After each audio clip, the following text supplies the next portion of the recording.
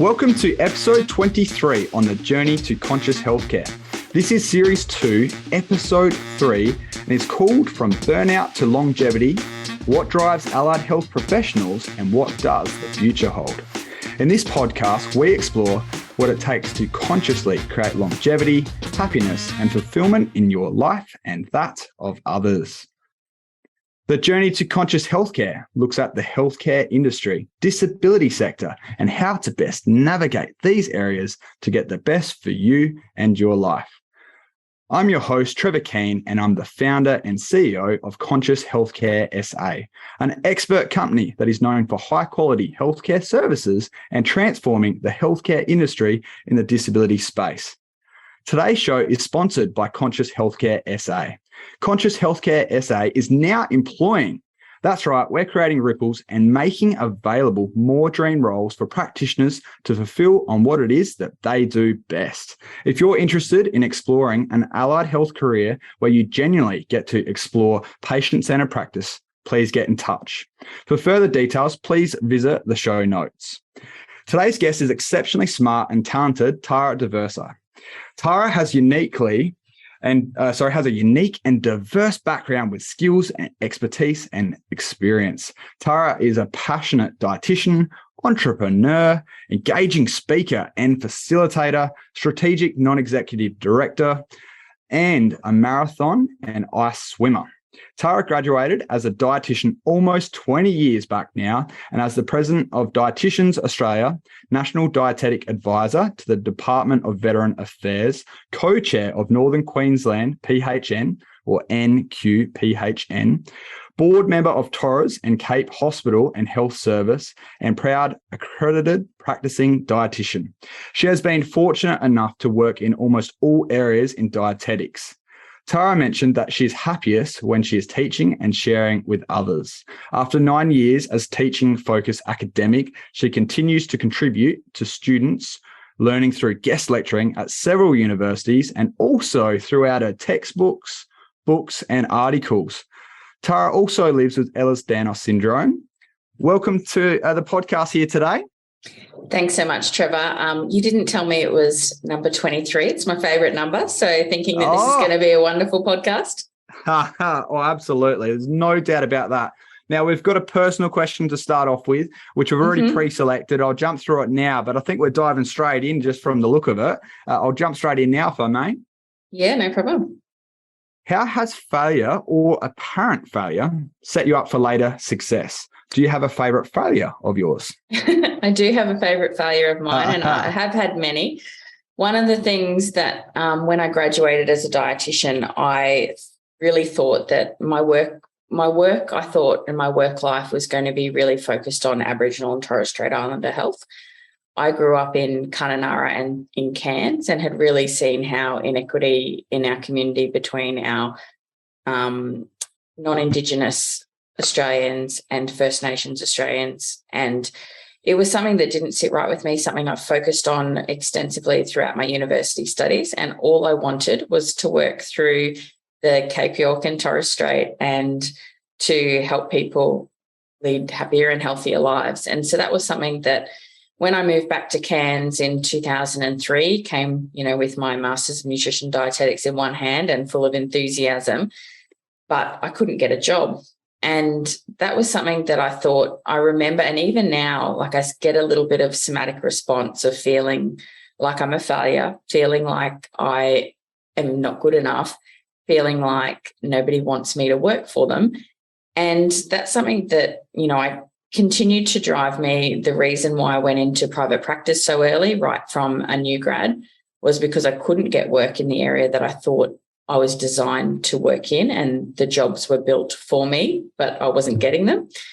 And then I suppose 20 years later, being the co-chair of NQPHN and also being on the board of Torres and Cape HHS has really taken me full circle. So although I'm not doing face-to-face and not, on the front line of care, it's still something that my passion allows me to have influence over and continuing to work within that area, but at a different level and doing something I never would have imagined as a new grad dietitian. Oh, it's fantastic. And correct me if I'm wrong here, but what I'm hearing is there wasn't the job. You were set for a dream job, wasn't there, and you were like, bang, I'm getting it anyway. No one's telling me no, like then I'll have it. Well, they told me no. They definitely told me no. And then I worked in private work, but in my private work was able to work in places like Normanton, throughout the Cape, and up in Papua New Guinea. So there was still work for me because there was work to be done. There might not have been any jobs, but there was work, and I was able to do work and charge for that work without there being a job. And I think that that's something that health professionals, but not just health professionals, people in a lot of industries don't see. They sit around waiting for a job for them when they can really create their own work. Oh, I think that's fantastic. And I mean, reflecting back on all your career as well as an academic, you know, your passion and all that would have come through in your teachings. I dare say that you've got thousands of students over the years that have now been influenced somewhat, even if it's a little bit. I'm sure it's a bit more than that, but I reckon that they're being positively influenced about, you know, your story and also what they can then bring to the profession and helping many other people as well. Yeah, that's why I went into teaching. I was finding when I was in private practice, I was finding it difficult to find what I thought as work-ready dietitians. And one of the things that I'm really passionate about is making sure that if I think there's something that needs to be changed, understanding that I can complain about it, I can tell people my ideas, but basically if I'm that passionate about it, I need to put my money where, and if that's in-kind money in doing work or money where my mouth is, and actually look at making that change myself or contributing to a solution. Oh, absolutely. And I really love that proactive nature. I think what I will do a contrast for, I think I said earlier, my wife is a dietitian. So shout out to you, Laura. I'm sure you appreciate that. Hi, Laura. The one podcast that is very relevant to dietitians. So with dietitians, often type A personalities, not uncommon. I find they are the most qualified, professional, like, well, if you want to get someone who is really good at that job, get a dietitian. They're great at what they do. What I will say, though, is I find sometimes because they are a bit like that, or can be, not everyone, it means that they're often striving for perfection. And it also can mean potentially they don't have the confidence or the know-how to then go about it. What would your advice be to someone that's in that situation? I suppose I probably need to mention we had a national conference in Adelaide last week. Not last week, just finished yesterday. And in the closing session, one of the comments that we got from our audience member, and I wish I can remember her face, and it was such a great comment where she said, you know, we often put ourselves down and say things like we're perfectionists or we are type A personalities. But honestly, like there's really not that many within the dietitian profession. Not that being type A or a perfectionist is a bad thing by all means. But I think we really need to understand, you know, our value that we do create within the world. So personally, I call myself a positive pessimist. I always think things will go wrong. I think that's one of the gifts of having Ehlers-Danlos syndrome. Before my most recent scare and lots of surgeries, I had already had 21 surgeries, which, you know, I'm always hurting myself. I have all of the issues that people living with Ehlers-Danlos have. So, you know, I expect things to go wrong. But even when they go wrong, I'm not affected by it so negatively. So sometimes there's things that happen as professionals, and we need to really focus on how can we prepare ourselves to do the best in this profession for who we are. So my personality and my experiences throughout my life, my lived experiences are different to many dietitians, but any dietitians listening, not living through this podcast, but listening to this podcast would know that their experiences are different as well. So I encourage people to find the work that's most aligned to them. And that is looking at things that they enjoy that other people don't like, looking at things that they are excellent at, objectively excellent at, and looking at things that they so the 3 E's: looking at things that they enjoy, things that they're excellent at, and I've completely forgotten the third one. Things they enjoy, things they're excellent at, and oh God, I say this like almost every single day, and I've completely forgotten it.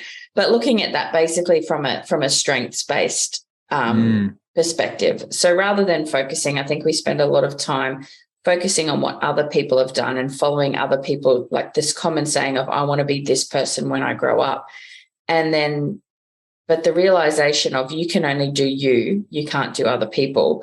But what can you do, and how does that add value, and how does that give you a ability to charge more than other people in certain areas because you have that uniqueness of skills? And I think that's really important for people to understand. Like, there's things when I was a TV dietitian, I would have loved to have been as graceful as Joanna McMillan, and I'm not. So I never will be.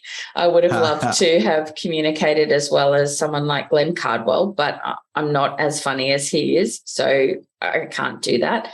But there's other things about me that I know are unique, and for those things, that's where I can charge a premium for. So I think once you start to look at those, look at where your strengths lie, that's really going to be the benefit going forward and allow you to do those 2 or 3 jobs well. But I also think that there is that capacity to, instead of always looking for that job, is looking for the work that you can do and what you can charge for. And working in innovation and entrepreneurship, we're not going to get, when you do something that's really going to change the world, most of the time people are going to say that that's weird. But it's the weird people that change the world, not the people who are doing the same thing that everyone else is doing. So it starts off being weird, and then by the end it becomes practice-based evidence. If we don't have evidence-based practice for certain areas that you're working in, for example, disability, First Nations health, there may not be the evidence there. So you need to work and create that practice-based evidence, so then the research can come after that. So that's kind of how my focus is it's not a traditional, I don't believe in goal setting at all. I have once set a goal when I was a kid to make the Nutrigain series. I made that series and then ended up hurting myself so badly that I could never do it again. So that kind of taught me a lesson of not creating goals, and I never have, but I've achieved a lot without having any goals. And then that just makes the achievements even more exciting for me. But that doesn't work for everyone. Oh, I totally get that. And I think I've got 3 points that have come out. You have to, we'll make sure we cover them all, because I think there's gold in that. Couple things out of that. One resonates a lot. I reckon crazy people who think they can change the world do change the world. That's kind of a sentiment of it I got out of one of those. And then with your entrepreneurship and innovation, I think it might be important to talk about, there is a bit of a blueprint, I think, that you said that through DA that you've put together about dietitians going out, how they can get their own business starting off the ground, which I think is really good news. Maybe we'll segue into that. Yeah, so with Dieticians Australia, the focus that we've had with our new strategic plan, but also the theme throughout my presidency is, my background is in, it's a little bit different to most dietitians. It's not traditional. I did write a book about a decade ago called The Good Enough Diet, and that's kind of the philosophy that I go by and have learned from my students in that as well. But our pillars that we have within our current strategic plan, trust, growth, recognition, and opportunity, that's what we hear from our members, and that's what we understand is really going to make a difference. We do have a small business manual available to members. It's extremely long. I can't remember whether it's 100 or 200 pages, but it has lots of case studies about dietitians who are working in a broad range of sectors, doing a broad range of entrepreneurial activity. We have people who've started culinary businesses. We have people who've got product businesses. We've got people who are consulting to a range of different corporate organisations or food companies. And then we have your normal normal private practice dietitians. So there's lots of different ways that people can be innovative and do what can be commercialised. But I think there's lots of programs outside of health that we need to embrace as well. There is something within health professionals that we think that we need to get all of our information and learning from other health professionals.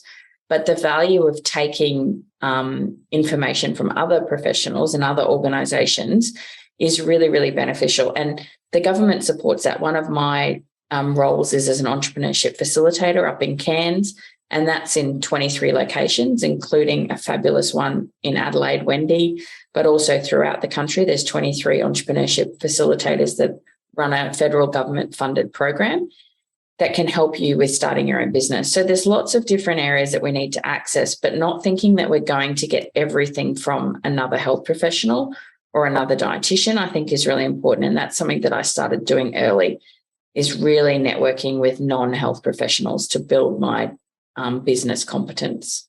Oh, absolutely. There's a lot of gold that I'm hearing out of that. One thing I am also hearing, potentially in that is we're talking about type A personalities, and labeling is not necessarily a positive thing. I think where I was potentially going with that is if you look at OTs, they're known as kind of the jack of all trades, whereas I think dietitians have so much capability and ability in so many different areas, actually exploring those and not having to be the best in the world at that before you do it. And I think what I've heard from what you've said is you're really willing to then go outside of maybe what the traditional norms would have been to explore that and then find out what works.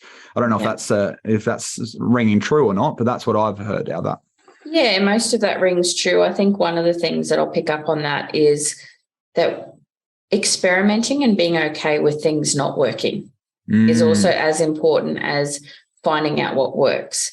So I think that when you are really truly patient-centered, sometimes we as a science-based profession and like physio and all the other allied health, we're evidence-based professions. But in certain situations, when you're working with a client who might not fit where evidence has been or where research has been able to be done, because you may be working with vulnerable populations, you may be working with a culture that hasn't been researched to the level that it needs to be researched. You really need to be okay with doing the best you can based on best practice and potentially doing experiments and potentially trialing things. Obviously, evidence-based is extremely important, and that's where we start. But using peers, using evidence from other areas, and then also working with your patient to collaboratively come up with a plan is really, really important, because nobody knows themselves as well as the patient. But I think that's really an important note, in that dietitians, we do a lot of things within our competency standards. We are at this stage, we're not recognised as mental health practitioners through Medicare, but something that the Dieticians Australia is really working on, because there is so much evidence about the benefits that we have for people living with mental illness, living with mental health issues, and also at risk of poor mental health. So it's across the spectrum from prevention right through to treatment, but we're not recognised. So people can't claim rebates through Medicare or Department of Veterans Affairs. And that's something that really needs to change, so that people can access dietitians, so that they can get the nutrition care, individual nutrition care, to make changes.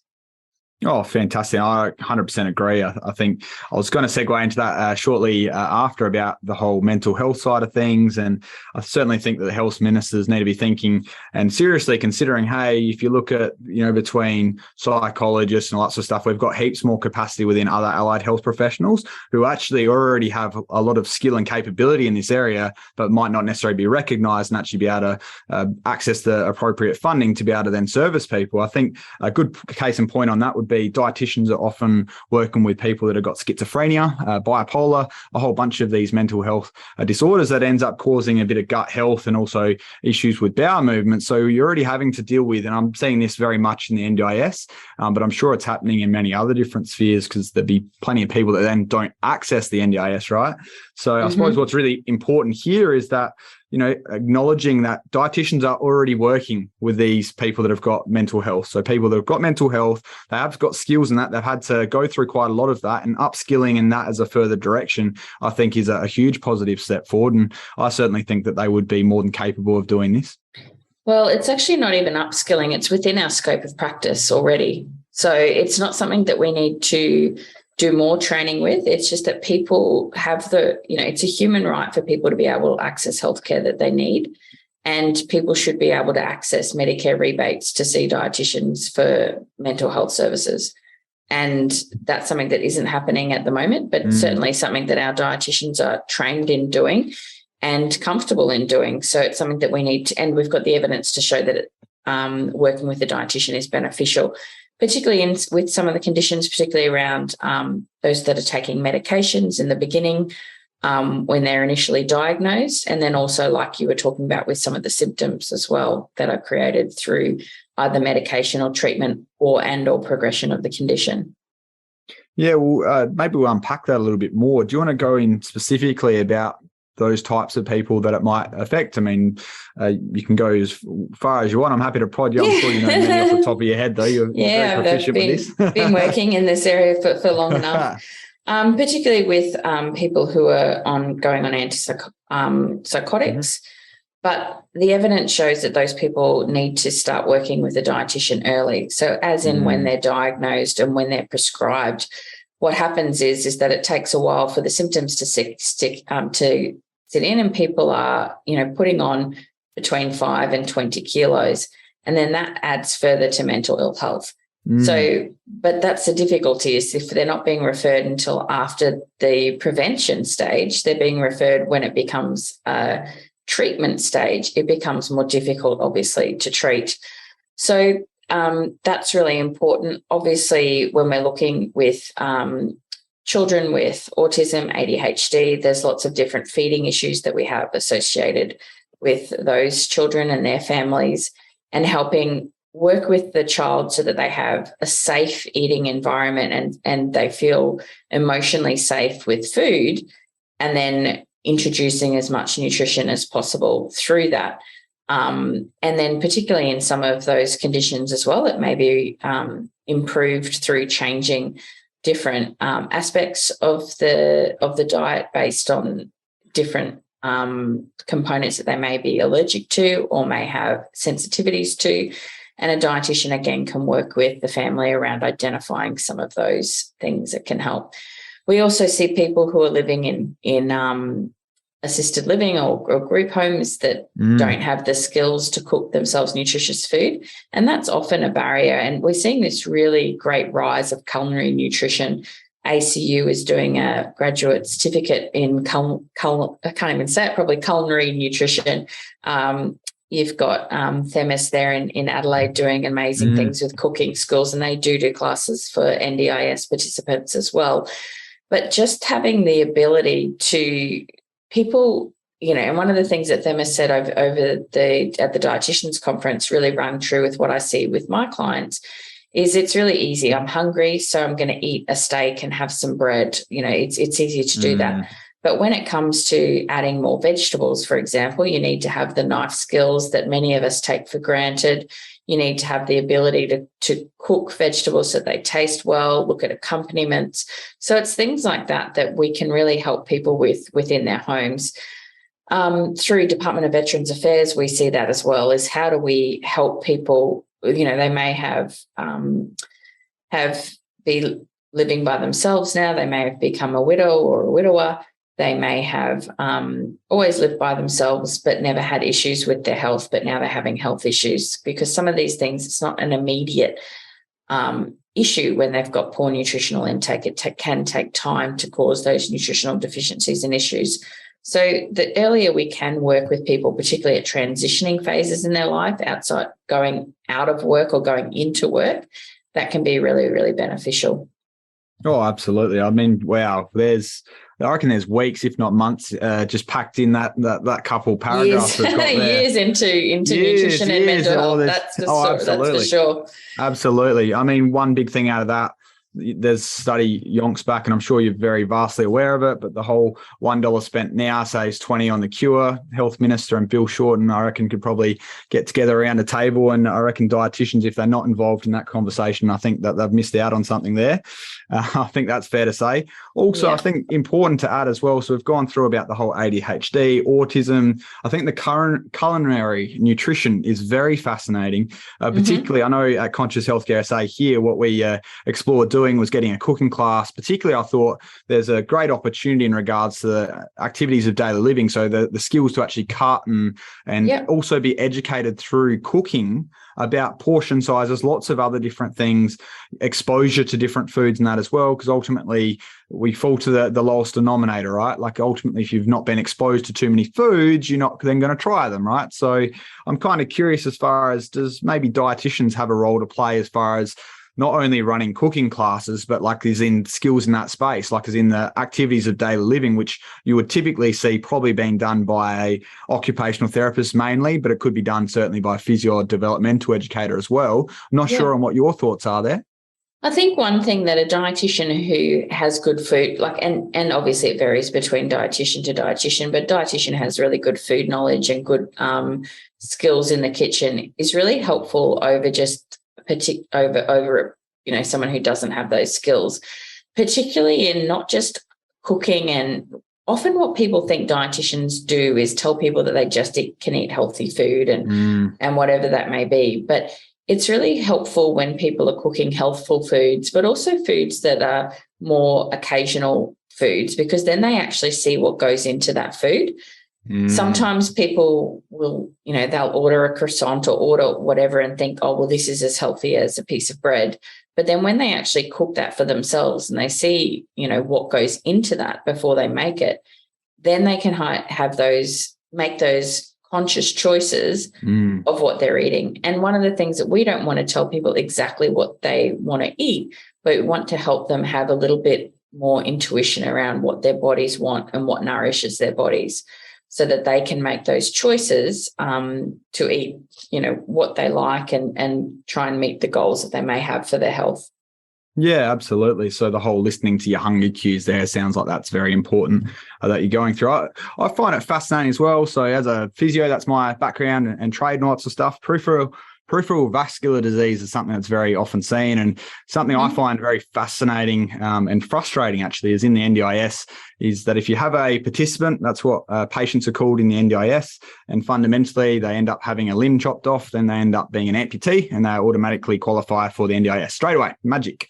How many dollars are getting spent on diabetes? I mean, we've got diabetes SA only just up the road. I find it really fascinating that we're not spending dollars on actually preventing this before time. I mean, surely dietitians play a huge role in this. I mean, surely you are the people, like the only people, or between you, psychology, developmental education, occupational therapy, there's so many different people that could actually prevent this, I think. But what's your thoughts there?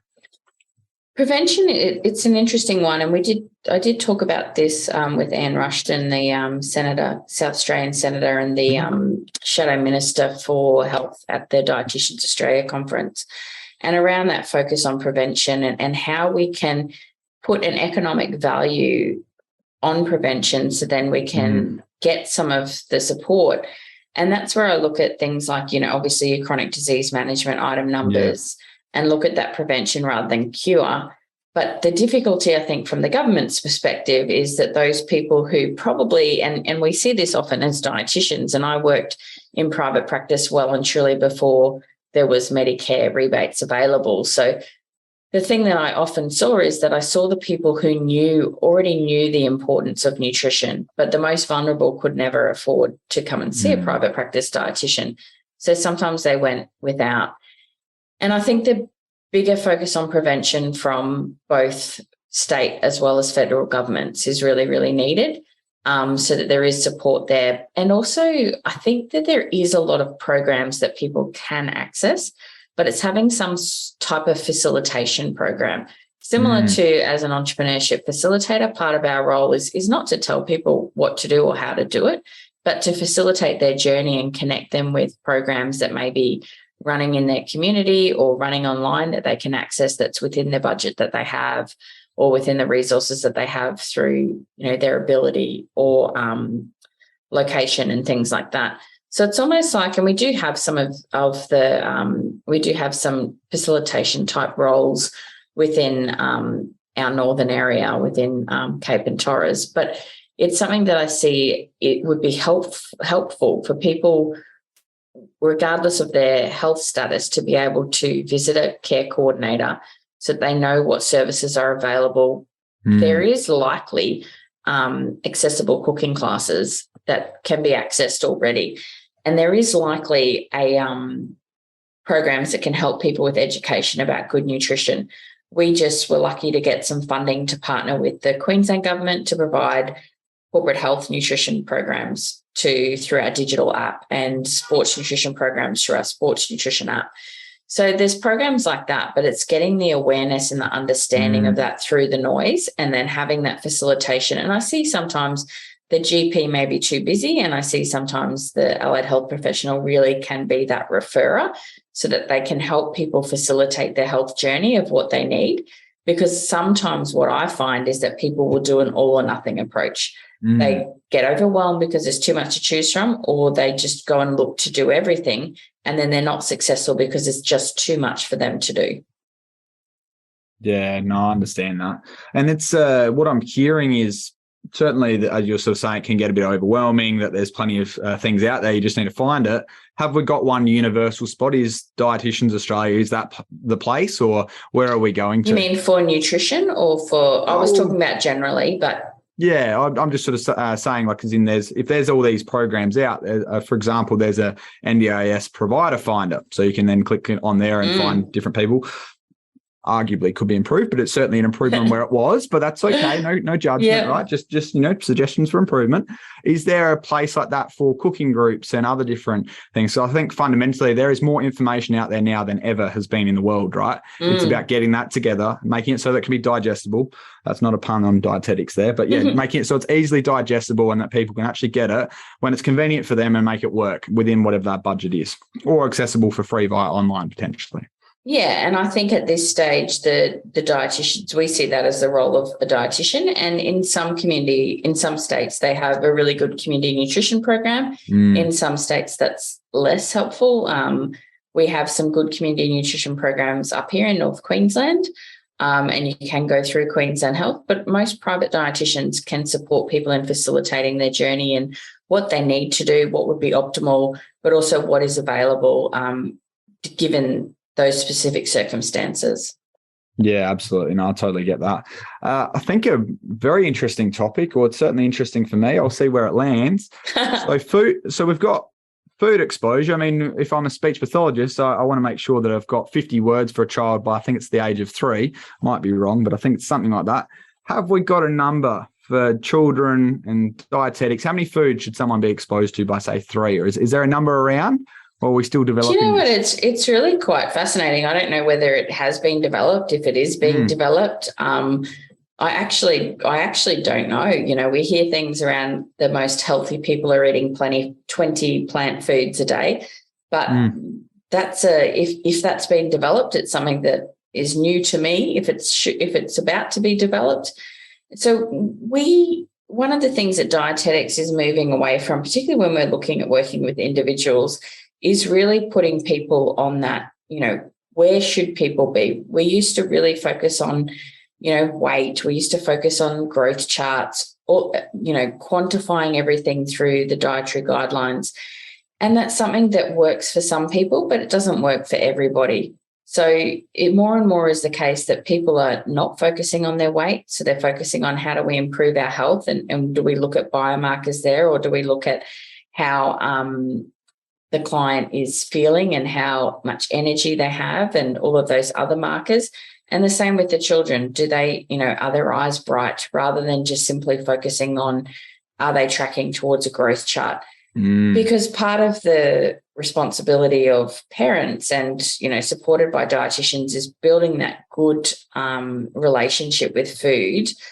And I would hate to stress parents out more by telling them, oh, your child needs to be eating X amount of foods by the time they're X. I personally, that wouldn't align with my way that I work as a dietitian. It may be important for certain conditions, but when I see parents, they're very stressed about whether their child is okay and what their child is eating. And I think, you know, a lot of the work that I do is reassuring people that it's going to be okay.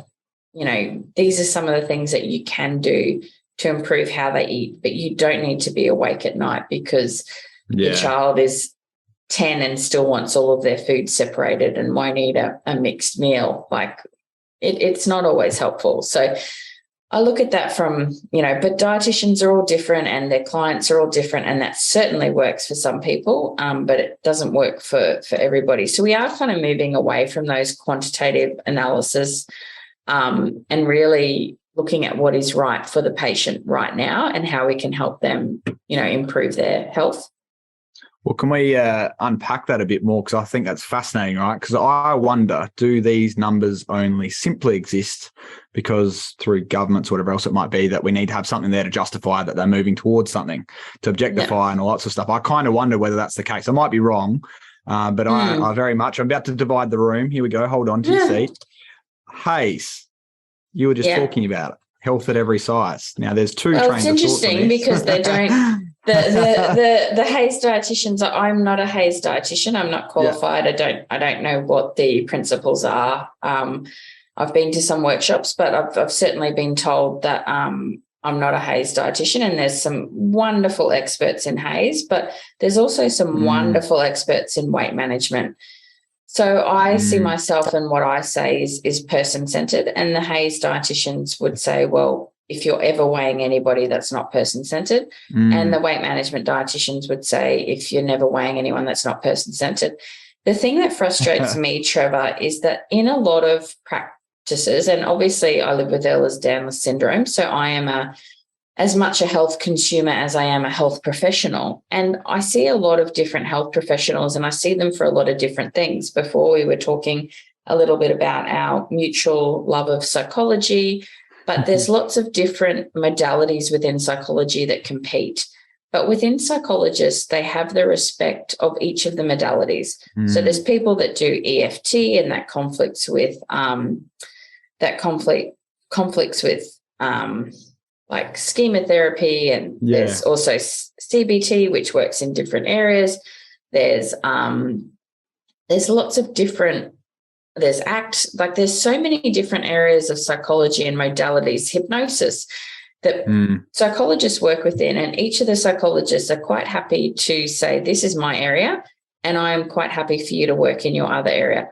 I think dietitians are certainly working towards this, where we can honour and respect the Haze dietitians for the amazing work they do, and we can honour and respect the weight management dietitians for what they do. And it's sending patients, referring, and not being afraid. And obviously that can be difficult if you're trying to run a business. But if you don't align with the modality, like if I had, like I said to you before, a parent that was really focused on wanting me to quantify or wanted me to do food works on their child's nutritional status, I wouldn't do that, but I wouldn't withhold that from the client. I would give them my reasoning behind not doing it, and I would refer them on to another amazing dietitian who that does align for. So that's kind of my theory around it. It doesn't align, with everybody. And I did my honours thesis for my psychology degree is around weight bias, so understanding and unpacking weight bias in dietitians. And that was really fascinating and interesting, the results from that study, and also, the studies that I reviewed looking at doing that experiment. But I think for me, it's always working out. And I know because I've lived with a condition, and I'm often the person, like the amount of times that I've gone to a physio or a chiropractor or whomever, and they've said, I will be able to help you. And 6 months later, they say, I have not been able to help you. And it's really quite disheartening and that's why I call myself this positive pessimist, because now, and I remember even most recently, 2 days before I get into ICU, I was told by one of the anaesthetists, you're going to be okay. And I was said to him, you do not know that. And it's not helpful for me to hear, oh, you're going to be okay, when I'm not. So that's kind of my philosophy on it. It doesn't align for everybody, but I think there's place, and I would love a world where dietitians respected all of the different modalities. We do not need to all be the same, and we need to grow our profession. We actually need to specialise in different areas and have people that are super UBUT in HACE or weight management and or whatever that is, so that we can meet more people's needs. Oh, 100%. That is a gold bar put together of wisdom. That was fantastic. Maybe. I could have just shut up and wait for your complaints. Wait for your complaints to come through, Trevor. You know what? Any press is good press, they tell me. I think that was fantastic. I love that approach. And look, just background for everyone, 5 years of studying psychology, is that correct? Well, it was longer, but I'm the equivalent of the 4 years. I've done my 4 years in psychology, and then a couple of years of a failed PhD where in behavioural economics. All I will say is you'll fall off your chair when you have a look at Tara's resume, because there's a lot on there, especially as we were talking about earlier, without having set goals. So very interesting. Meal plan management, I might jump onto that whilst we're just still going through topics. I don't know if you know much about the NDIS has just changed recently. Meal plan management's becoming a bigger thing, particularly in SEALs. I don't know if you've got much to say on the topic. Mm-hmm. I haven't worked with individuals within the NDIS program. So, but mealtime management, I don't know what SEALs. Can you explain to me what that is? Oh, yeah. Sorry, acronyms there. Yep. So supported independent living. So fundamentally, in times gone by, I've certainly seen that there's been some pretty disgraceful plates of food that have been fed up, some sort of food that I wouldn't feed, even my worst enemy as such. And I think it's really important that wherever you are, whether you're in a residential aged care facility, right, or it doesn't matter where you're living, I think fundamentally access to good food, nutrition, being malnourished doesn't necessarily mean that you're not getting fed your calories. It's about the nutrients and all that sort of stuff. So I think that having a greater focus on that and making it very much work for the person is important. And the NDIS has picked up on this. I think it's only in the last couple of months. Essa, one of our dietitians in our team, I'm sure can clarify that for me more. But I just think it's a fascinating area because I think there's a huge opportunity for growth.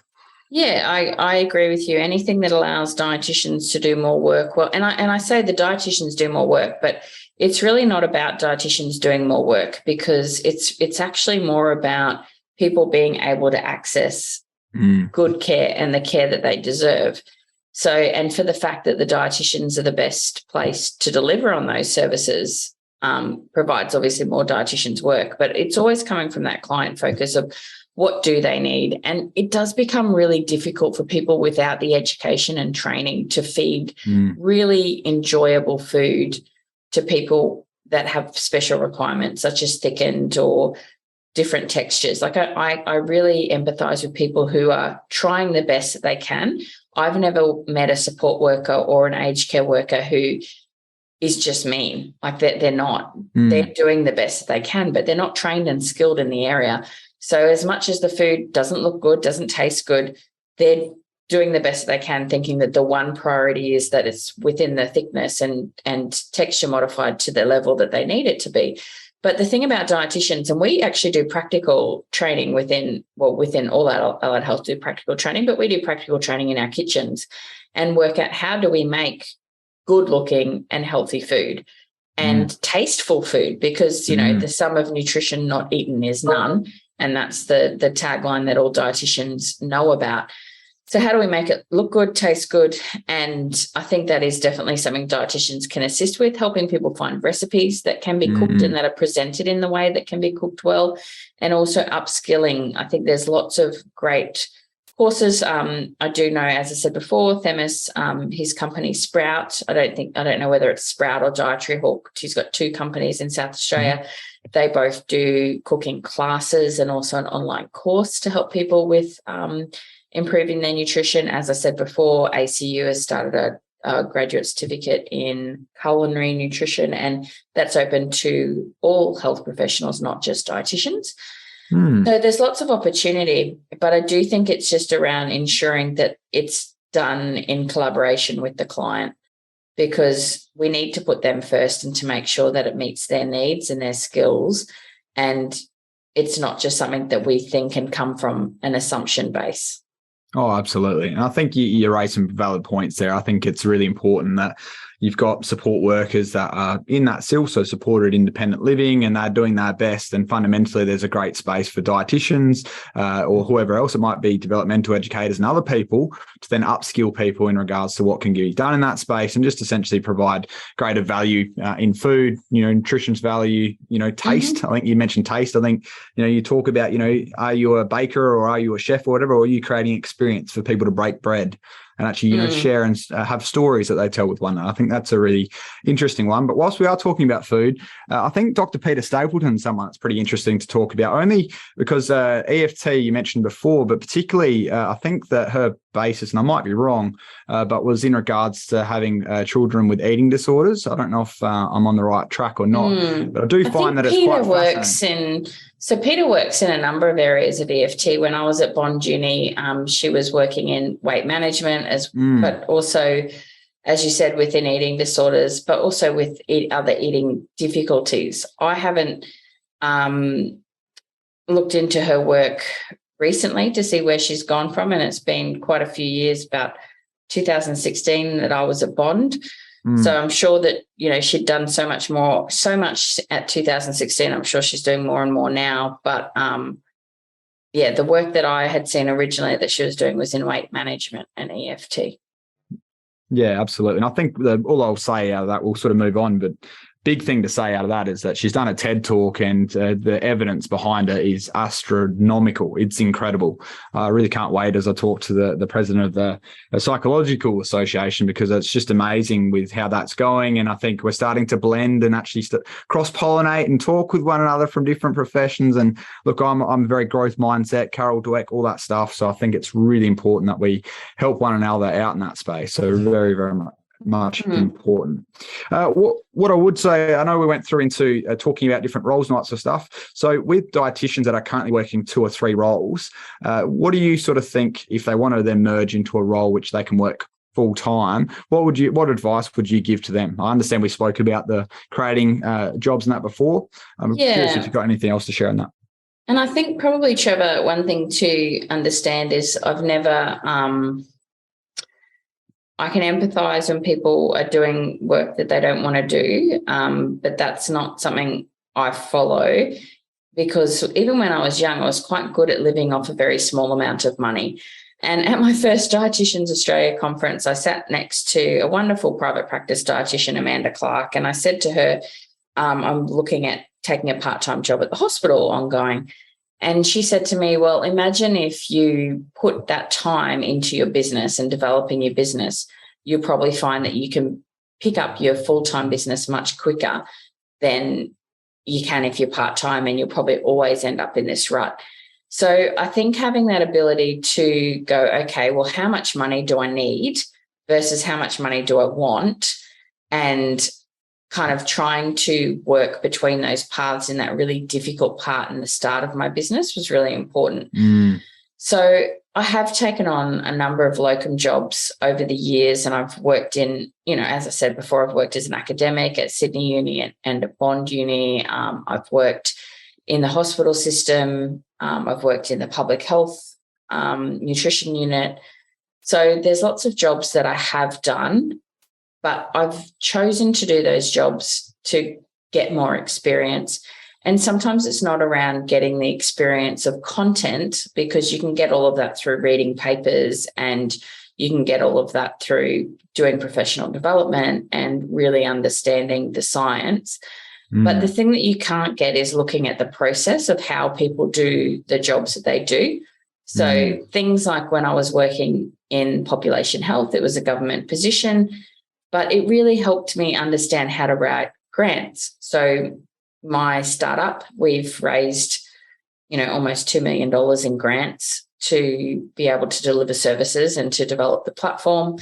I've helped other organisations get grants for their businesses, and all of that came from watching the process rather than just the content of grant writing, and understanding that you need to be there or you need to be reading things like budget papers and policy so that you know what's about to come out. And that type of stuff I didn't realise. So ultimately understanding that you don't know what you don't know. And I think taking those experiences of, if you don't want to be working in 2 or 3 jobs, try and cut out one of those jobs. And if one of those jobs is working for yourself, trying to build your clientele. If the job that you want to do is actually working for someone else, working with that business or your business owner or your boss to put in a business case of, well, what other services can I provide that you can bill for that will warrant me having a full-time job? Or how can I build my clientele within this job to show you that that I can, sustain myself as a full-time practitioner? So I think when you're dividing yourself between 2 or 3 jobs, that's really, really helpful if you're looking at improving your skills and your knowledge, and particularly, as I say, looking at process rather than just the content of what you're learning.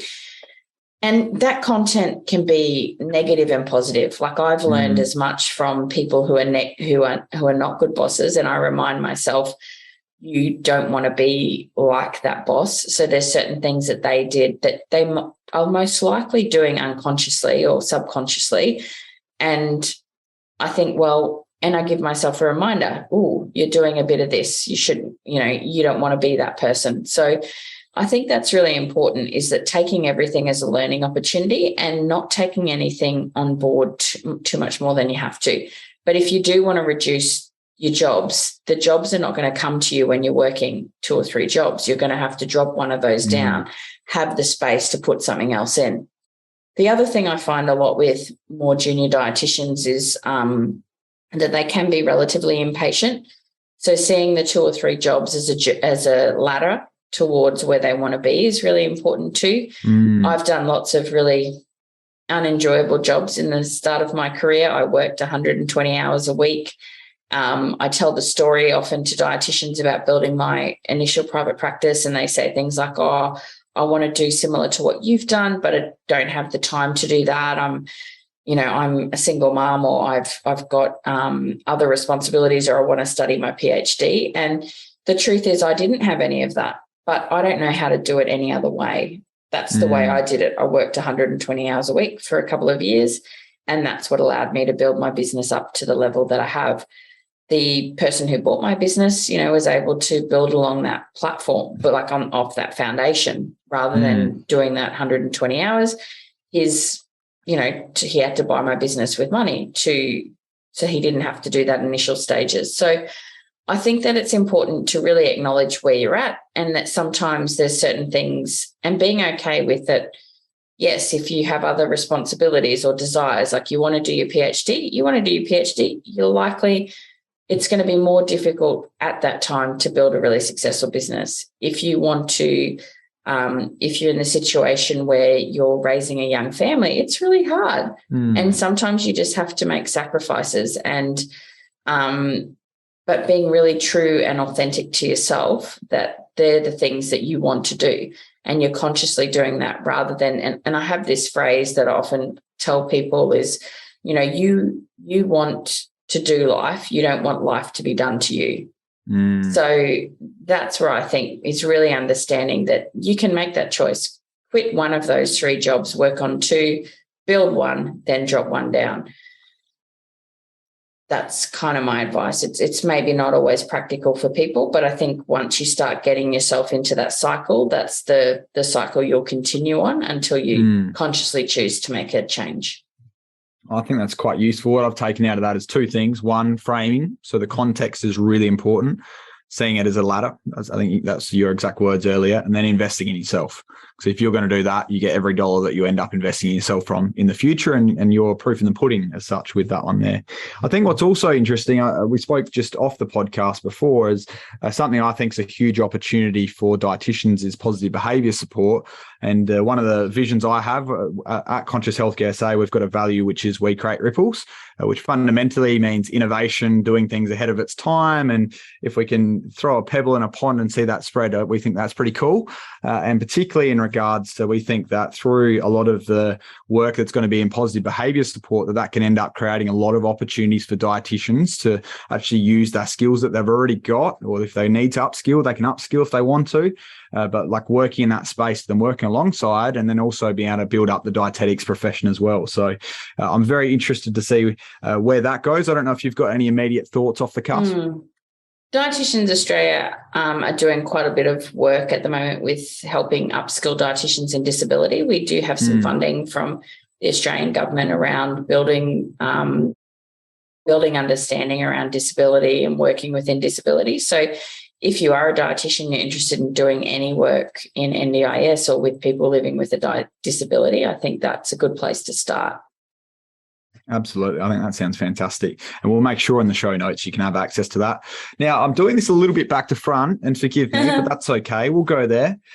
So what is a dietitian? We've got people listening that don't actually know what dietitians are. They're vast. They do lots of different things. But for those who are not aware, in your own words, what is a dietitian and what do they do?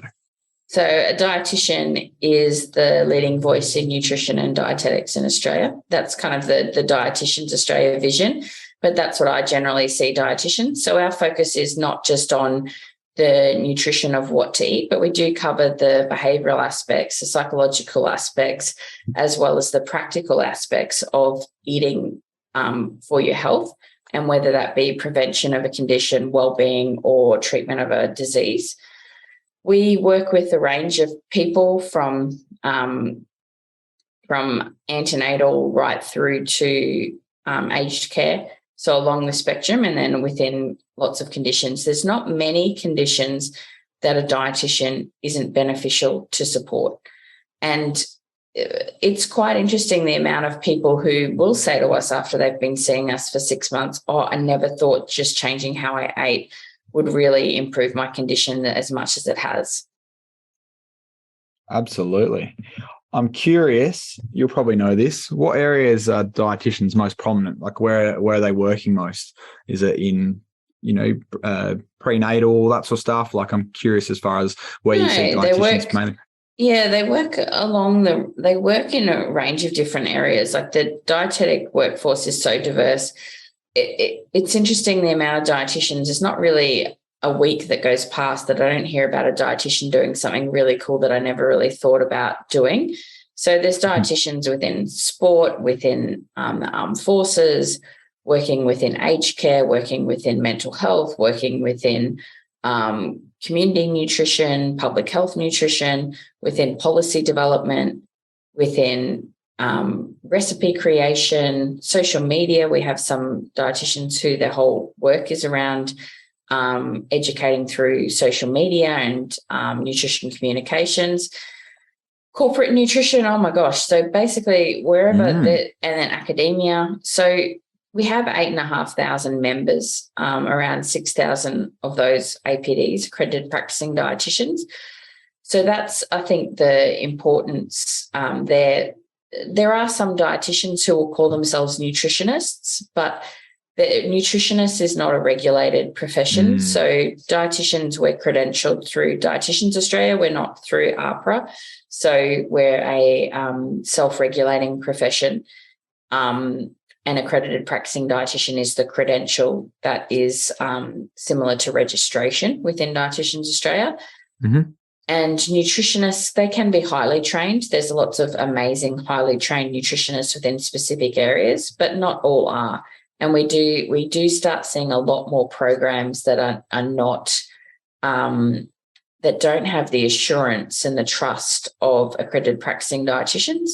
But we also do have some of the nutritionists who do. I don't want to discount some of the university trained nutritionists that are highly qualified, but there's no requirement for a nutritionist. They might have done a PhD, which is great, or they may have just done a 2-week course and started calling themselves a nutritionist because there's no. So that's one of the things that we battle with a little bit.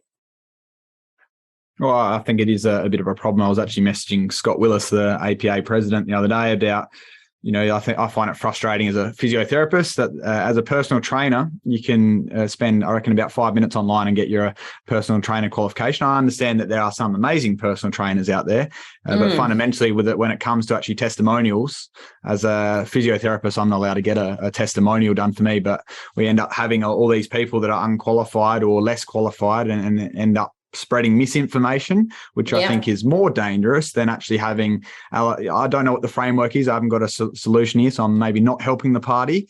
What I do think is really important is that we actually have people that are educated, qualified, that have a university backing or whatever that backing has to be because they're regulated, that then are educating the greater community, because otherwise this misinformation spreads and then people just go along with whatever that might be. So I find that personally a bit frustrating, but who knows, maybe I'm the only one. I don't think so. And I think it is something that, podcasts like yours and people who are doing community, like mass communication to the community, that's always beneficial, because I think people don't know the difference, but they have no need to in many cases. Like if they haven't needed to see a dietitian or they haven't needed to see a physiotherapist, that they might not need to know the difference. But it is really important, podcasts like yours and promotions that all of our professional associations do, and promotions that simply our members do, like the actual people on the ground. They're the people that really, allow people to understand, well, you need to see. And I did have someone say to me, because they said someone referred someone to me, an English channel, somebody said, I referred I got referred to you, but I want to talk to you and make sure that you're a dietitian. And then they went on this big tirade about the difference between nutritionist and dietitian. And I was like, wow, who have you been talking to? And then I love it. And then it was something like their best friend's wife was a dietitian. I said, well, you go and say to them, do you know who Tara Diversi is? And they went back and they said, yes. So, yes, she's a dietitian. She's somewhat good at what she does. Just wanted to check. I was like, okay, thanks. Appreciate that checking. Just while we've double checked that we've got the right person in the seat, I'd love to know what inspired this Tara lady in regards to becoming a dietitian. What inspired you to become a dietitian? As a kid, I was an overweight kid growing up in a community that didn't have many kids that were also overweight. Like I grew up in Kununurra. Failure to thrive was more common than childhood obesity. So it was something I remember seeing a dietitian, and you don't remember much from when you're younger, but I remember seeing a dietitian when I was 4, and I remembered saying to my mum, because I said, why do I have to see this lady? And she said to me, well, because you're a little bit tubbier than you have to be. And I went through this process in Kununurra, and at the stage what they did was they fed all the kids ice cream at morning tea as one of the solutions to failure to thrive, obviously something that the dietitians wouldn't really do these days but may do. And I wasn't allowed any. And it really kind of stuck with me. And then when we moved to Cairns, all I remember was eating this choc top at the drive-in movie theatres. Like it's just these real little points. And so I think that became the area where I became really interested in, what I ate and how I ate had to change because, and again, dietetics 35 years ago is different to how it is today. So, but that was really something that stuck with me. And then I got heavily into sport, and I saw a dietitian, Jan Eagleton, up here, and I thought, wow, this is really interesting. And my energy improved because I was trying to, drop body fat to be a better swimmer and better at surf life saving, and was fainting at school. And then I saw the dietitian, and I found I could eat nutritiously and not faint and have enough energy but still keep my body fat down.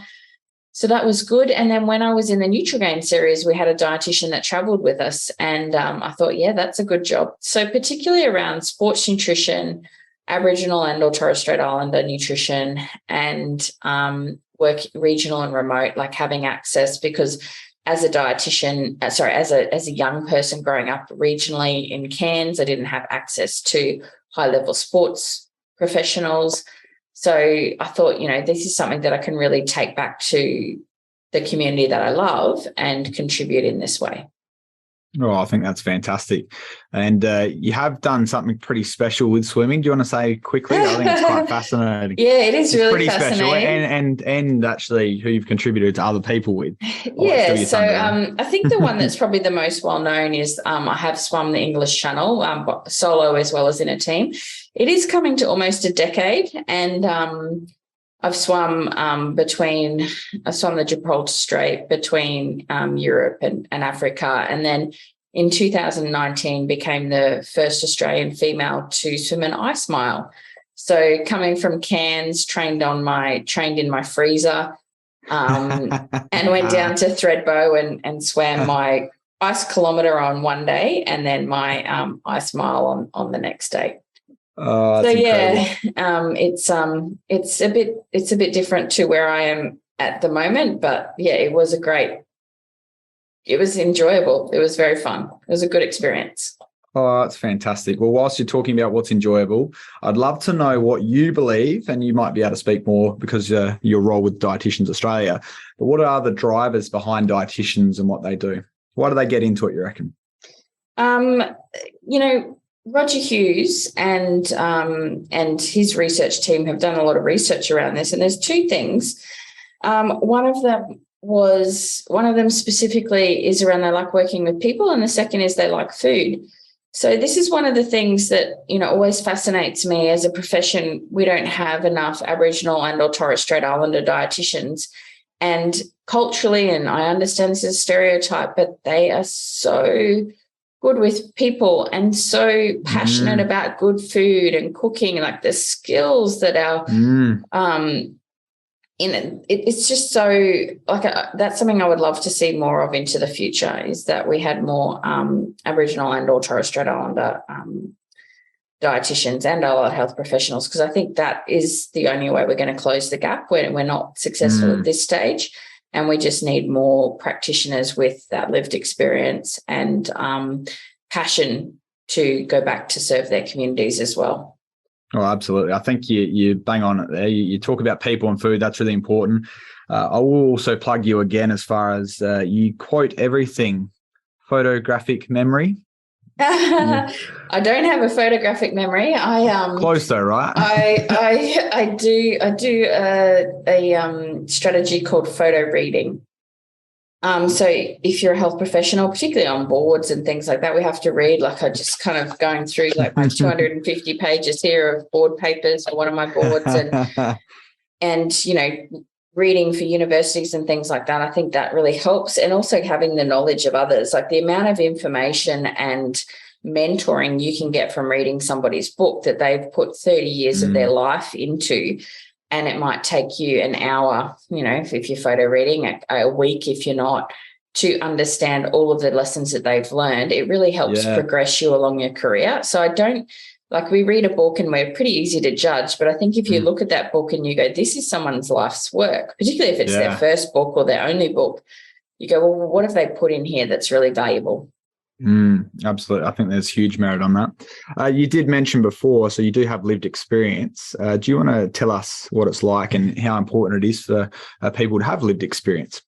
Yeah, I think it's something, you know, when I used to work in sports nutrition, it was something I used to often say to people. They would be like, I want to be a sports dietitian. And my first question, if I was ever employing anyone, was, what sport do you do?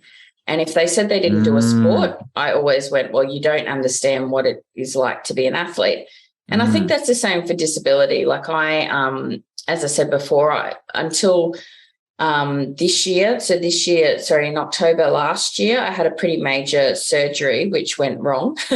I got a hospital-acquired infection from that, and then I ended up having an allergy called Torres syndrome.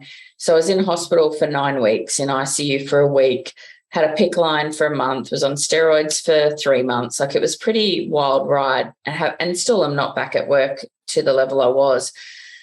But that's, you know, the lived experience of living with a disability. So before that, I'd had like 21 surgeries. Now it's like 28 because I had something like 7 over that period of time to try and clear the infection.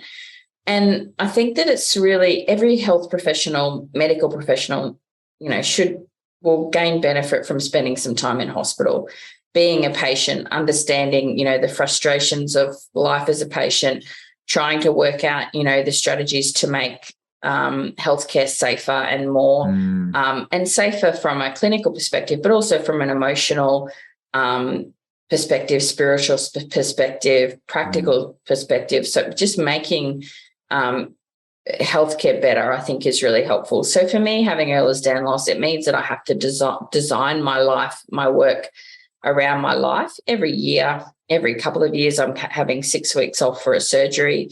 So I have the ability to access things such as, you know, have a bed, an adjustable bed and things like that allow me to do some work. This time I wasn't able to because I was really, really unwell. But when I've had previous surgeries, I've been able to do that with just having the right equipment there, making sure that I don't overcommit and have times where I know that I'm going to be more fatigued with my condition, making sure that I have the appropriate footwear and the ergonomic setup and access to, like, I still, you know, now it's more, but generally I've always had about 2 hours of healthcare a week. Now it's more like 5 hours in my recovery phase from this latest incident. So I think that that's really beneficial. And I like to see things as a positive. Obviously, now I'm on the board of a hospital and health service, and being an inpatient for so long, and I was a long stay patient.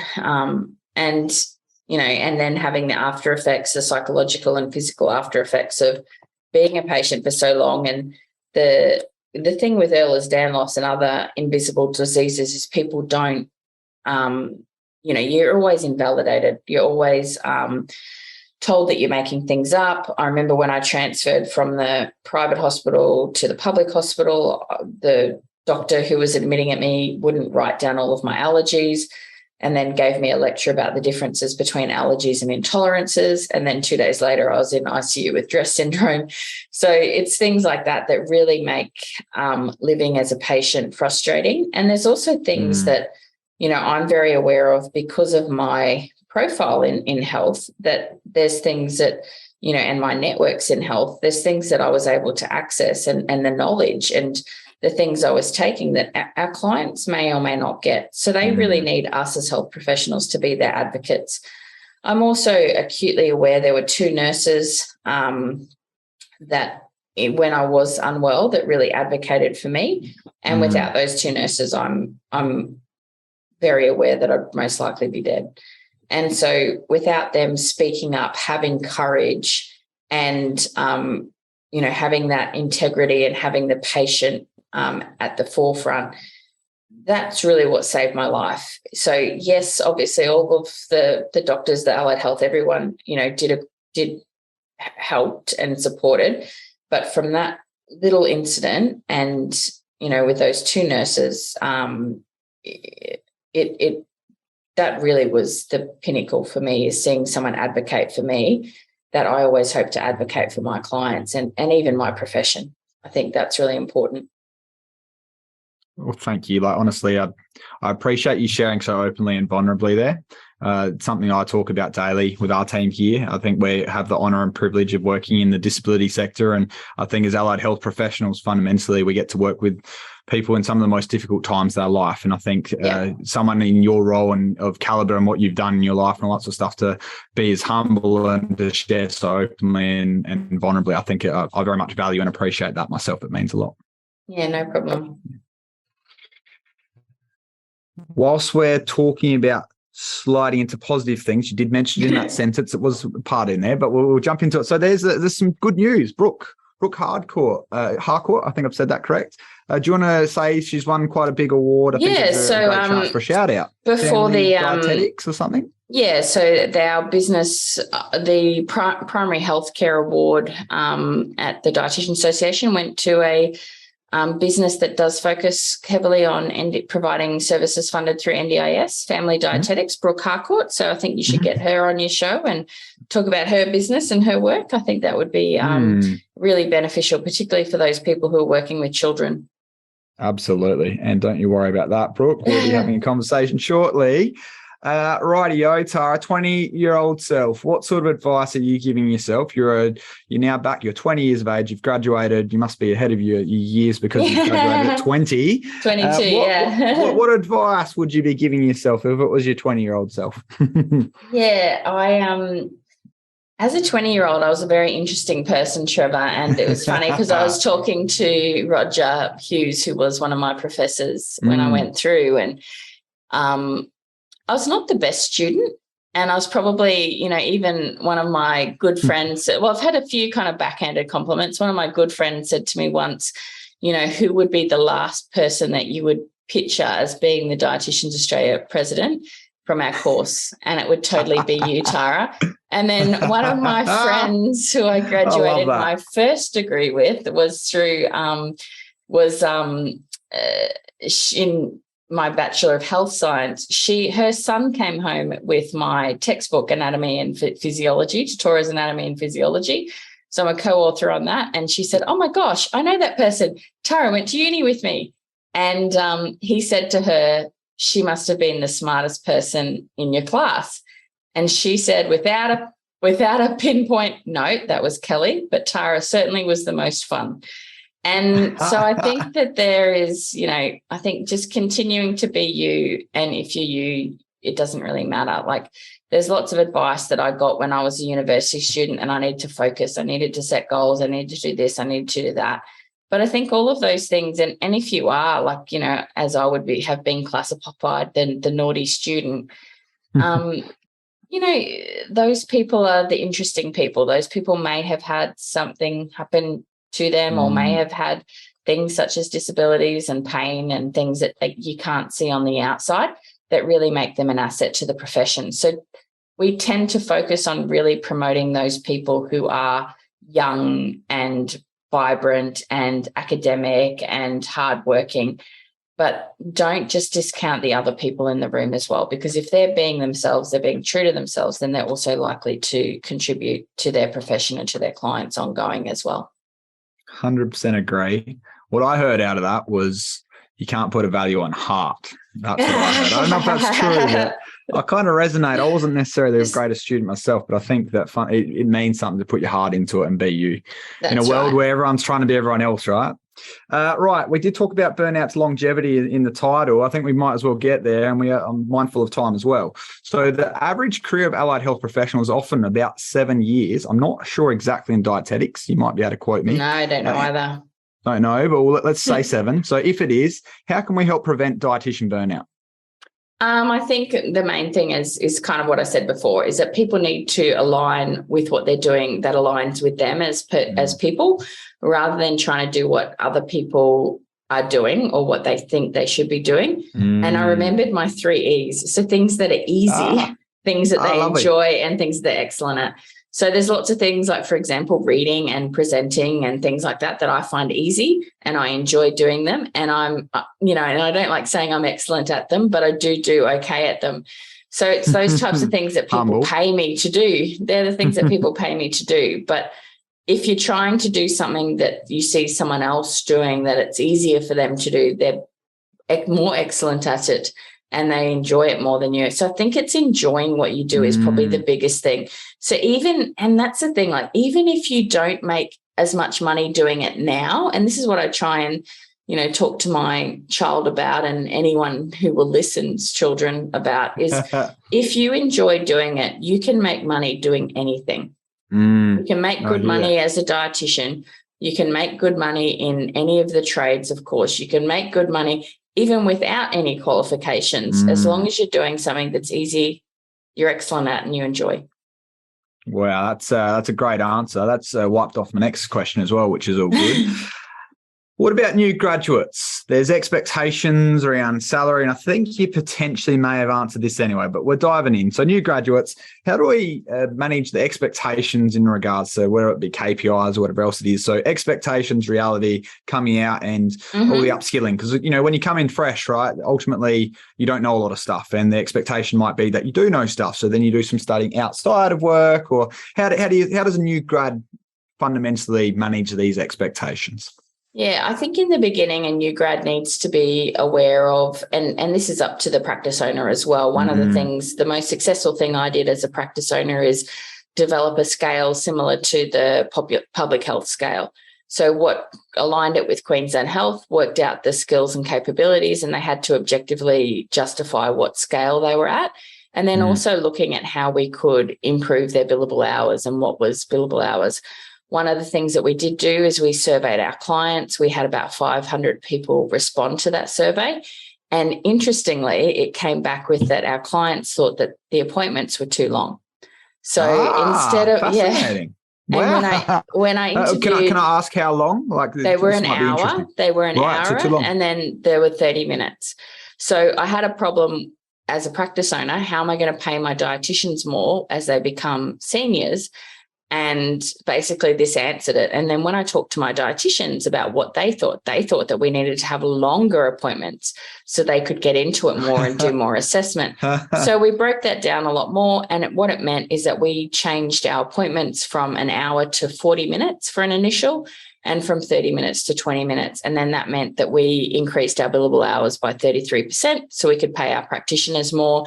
Our clients were happier because they were earning. They were paying exactly the same amount, but they were getting the value, and they weren't taking up, their time, and you can't learn for that amount of time. So that was one of the things that we did that was informed from our clients. It did take a lot of onboarding for our dietitians, particularly the more senior dietitians who'd been doing it for a long time, and they were the ones that I always had to hurry up and that weren't on time. But if it meant that they got paid what they was worth, that's ultimately what we had to do. But again, being patient-centered and asking your patients what they want usually gives you an answer. Fascinating. You don't happen to have any skills in entrepreneurship and innovation? Maybe a few. Maybe a few. Who are your mentors? I'm curious. We've spoken a lot. Clearly, lots of knowledge, wisdom.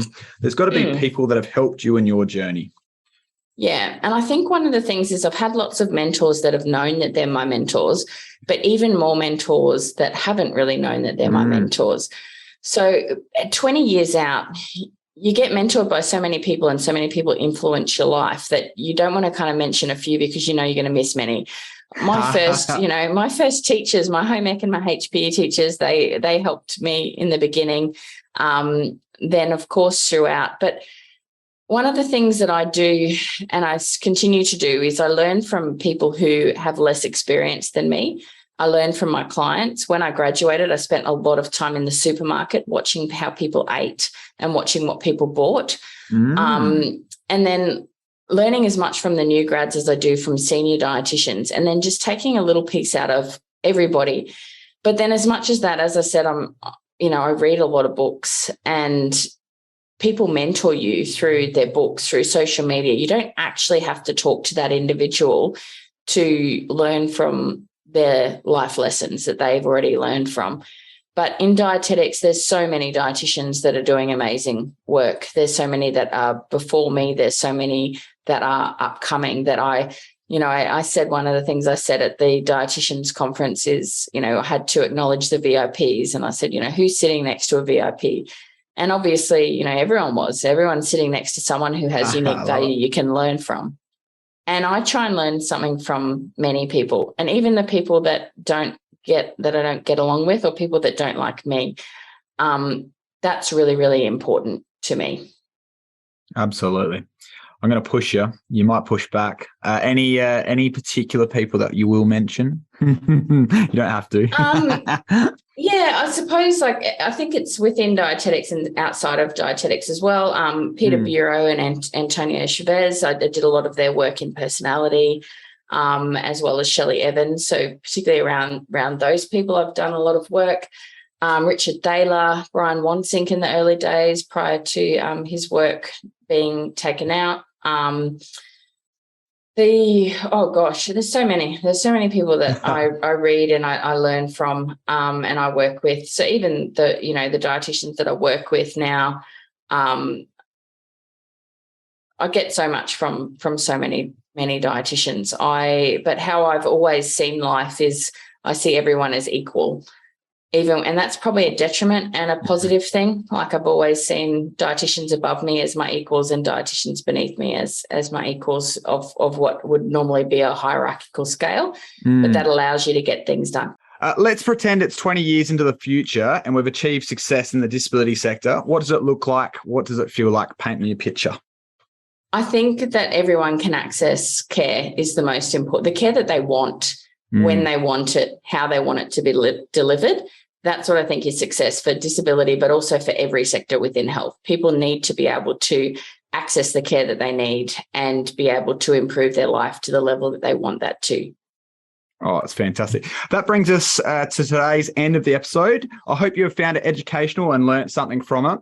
As fellow Aussies, there is nothing worse than being stingy. So if you've got value from this, please do share this with anyone who you think may benefit, whether that be a participant, support coordinator, or family member. Tara, before we close off, how can people get in touch with yourself? Probably through LinkedIn is probably the best way to get in touch with me. I don't see clients individually at the moment because I'm on my own health and also working on my board roles and within my business. But through LinkedIn, if they want to chat or follow the things that I'm interested in. Fantastic. As always, if you have any feedback, please do get in touch with me. The episode information will be in the show notes. We will see you on next episode. Thank you so much. Thank you.